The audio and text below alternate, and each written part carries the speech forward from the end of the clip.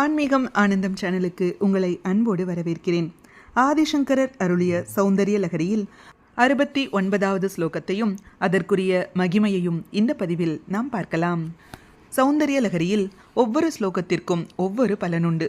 இந்த ஸ்லோகத்தினை துதிப்பதினால் அனைவரையும் எளிதாக வசீகரிக்க முடியும். ஸ்ரீ குருப்யோ நமஹ. கலேரே காஸ்திஸ்ரோ கதிகமக கீதைக நிபுணே விவாஹவ்யானத்த பிரகுணகுண சங்க்யா பிரதிபுவஹ விராஜந்தே நானாவித மதுர ராகாகரபுவாம் த்ரயாணாம் கிராமாணாம் ஸ்திதி நியம சீமான இவதே. இந்த ஸ்லோகத்திற்குரிய தமிழ் விளக்கத்தை பார்க்கலாம்.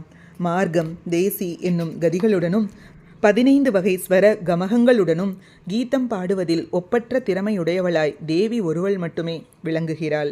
இப்படிப்பட்ட அம்பிகையின் கழுத்தில் காணப்படும் 3 அதிர்ஷ்ட கோடுகள், அதாவது பாக்ய ரேகைகள், திருமணத்தின் போது ஈசன் மங்கள நானுடன் மேலும் சில மெல்லிய சரடுகளை முறுக்கி 3 கயிறுகளை கட்டியதை நினைவுறுத்துவனவாயும் பலவிதமான இனிமையான மாளவி, மத்தியமாவதி போன்ற ராகங்களுக்கு இருப்பிடமாயுள்ள ஷட்ஜம், மத்தியமம், காந்தாரம் என்னும் 3 கிராமங்களின் இருப்பையும் அவற்றை தனியே பிரித்தறியும்படி எல்லைக்கோடு போன்றும் தேவியின் கழுத்துக்கோடுகள் விளங்குகின்றன.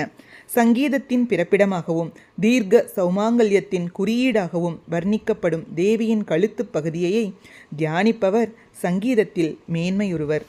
சுருக்கமாக சொல்ல வேண்டுமென்றால், சங்கீதத்தில் இருக்கும் கதி, கமகம் மற்றும் கீதத்தில் நிபுணியான தாயே, உன்னுடைய கழுத்தில் இருக்கும் 3 ரேகைகளானது உன்னை பரமசிவன் விவாகம் செய்து கொண்ட போது அவரால் கட்டப்பட்ட கண்ட சூத்திரத்தின் அடையாளம் போலும். உனது கண்டத்திலிருந்து வரும் சங்கீதத்திற்கு ஆதாரமான 3 ஸ்ருதிகளையுடைய லட்சணங்களை காட்டும் எல்லையை போன்று விளங்குகிறது என்று ஆசிரியர் அழகாக விளக்குகிறார். அனைவரையும் எளிதாக வசீகரிக்க இந்த ஸ்லோகத்தை துதித்து அம்பாளுக்கு நைவேத்தியமாக தேங்காய், பழம், தேன், வெற்றிலைப்பாக்கு ஆகியவற்றை படைத்து வழிபட வேண்டும். ஓம் ஸ்ரீ மாத்ரே நமஹ. ஹரிஹி ஓம். ஸ்ரீ குருப்யோ நமஹ. ஹரிஹி ஓம். இது போன்ற ஸ்லோகங்களுக்கும் ஆன்மீக விஷயங்களுக்கும் மறக்காமல் நம்ம சேனலை சப்ஸ்கிரைப் பண்ணிக்கோங்க. நல்லதே நடக்கட்டும், நன்மையை பிறக்கட்டும். நன்றி, வணக்கம்.